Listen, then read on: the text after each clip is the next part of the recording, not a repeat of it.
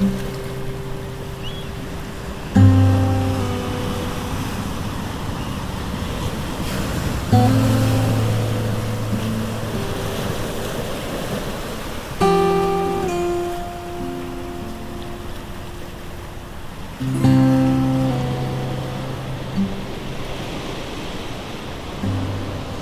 morning guys, it's 7:15 on an October morning.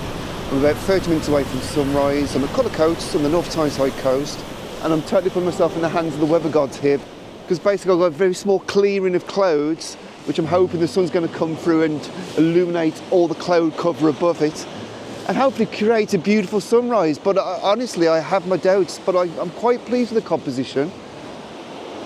So as ever with this sort of thing, it's a bit of a waiting game. Now I'm actually using a new camera for today. Well, new to me. In modern day camera terms, this is pretty much a dinosaur. It's 5 years old. But at the time of being released, it was pretty much Panasonic's flagship high resolution stills camera. And honestly, it still packs an absolute punch. But what I don't really understand is you don't see many reviews or many mentions of it on the internet. Now all I can think is because it's quite a chunky body, but by chunky body we're talking DSLR size. We're talking a pro feeling mirrorless camera body. Now the camera in question is a Panasonic S1R, which was about a 47.5 megapixel high resolution body, released in 2019, built like an absolute tank with the most gorgeous EVF ever. Nifty features like, I'm not sure if you can see, but it's got illuminated buttons, which is a bit of a novelty. And it suffers from what Panasonic cameras did at the start of the S range being released, of being a contrast-based focus system. Which means it's hunting around, but it's nailed it. It has done it. What I did find when I got here in particularly low light, it was pretty horrendous. It was an horrendous focus system, but now it's okay. So I'm going for f8, 10 seconds, ISO 100. I've got a 4-second shutter delay on. And I'm not sure if this is going to be the shot, but I think it might be a good start. So as you can see, everything's suddenly brightened up a little bit. I'm a bit concerned that we're going to just turn to a big expanse of grey. I'm putting all my faith in this open patch here, but it's trying to rain. Now I actually have in mind another shot for here. So the idea is to do sunrise as it rises over the sea, but what I normally like to do with this sort of shoot is then have a second shot that I can immediately take straight after. And for that, I'm sort of looking at the seawall around here with the buildings and the little bit of a headland going out there. So if the sun does rise and it does play ball, effectively we should get two shots in quick succession. But as ever, it's a waiting game.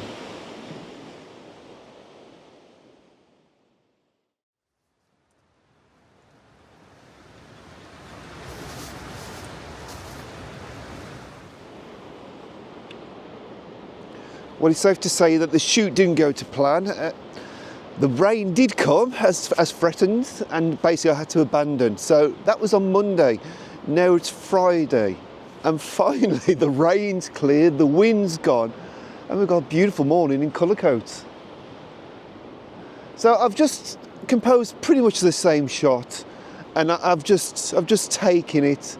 And it's a nice pre-glow start to the day, I think. I'm not sure if we're going to get a spectacular sunrise like I want, but I think it's a nice start, and I'll put the shot up on the screen for you.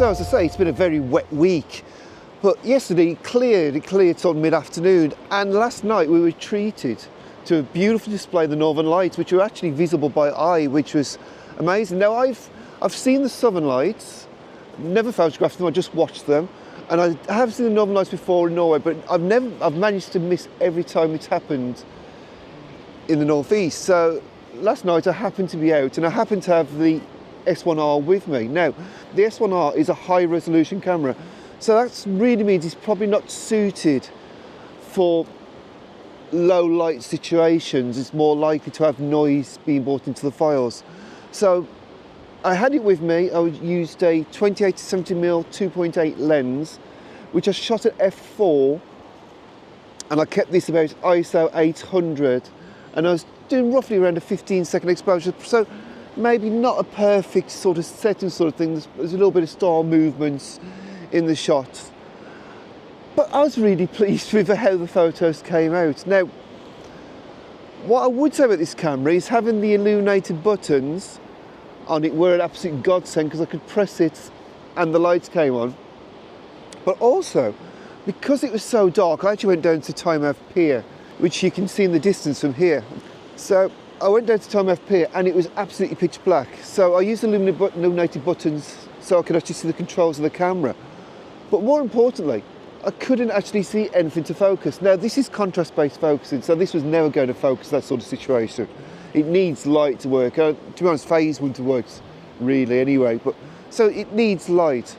So I had to manually focus. So I switched the Sigma lens to manual focus on it, and then using the manual focusing aids on the camera, and more importantly, because you couldn't see anything, the scale of where your focus point is, I focused the lens to infinity, and pretty much out of all, I think I took about 12 shots.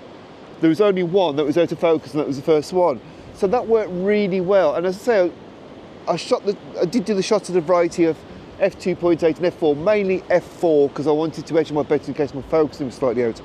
But yeah, all in all, I was super pleased with the results, and I'll put the shot up on the screen for you now.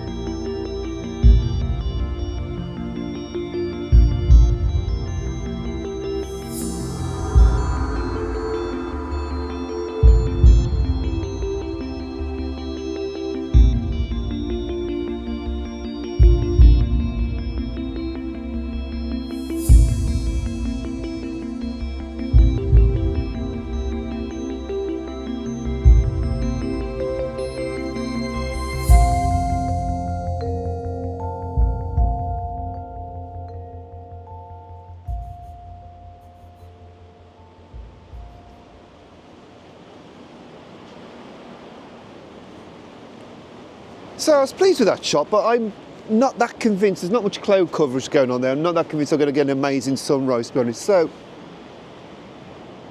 the clouds are actually looking more interested in that direction.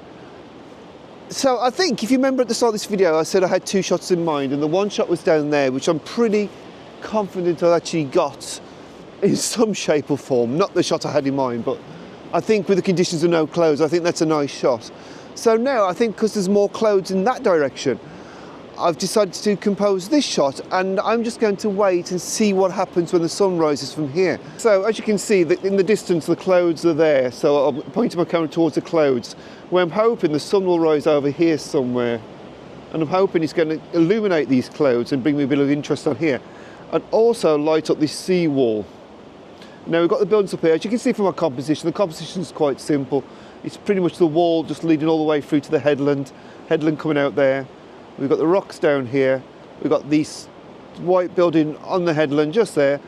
And really, it's all about this shot getting some light on these clouds for it to work. Right, I'm going to try to polarize it, because I'm hoping a polarizer will just help the clouds pop a little bit.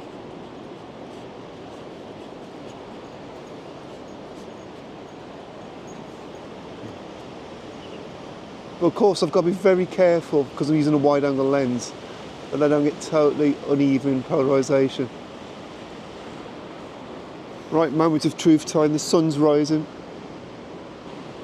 There's a little bit of light in the clouds, so I could take a shot. I'm probably just going to cycle through and just take a few as the sun actually rises. Right, so we're on, the sun's up. Now it's just a case of I just want my clouds to get enough light onto them. You get a shot which is people free. Light's lovely, the light's only going to get worse from this point. My only complaint would be I would like a bit more of a longer exposure for the water. But it is what it is. But yeah, I reckon that's the shot. And what a great way to start the day.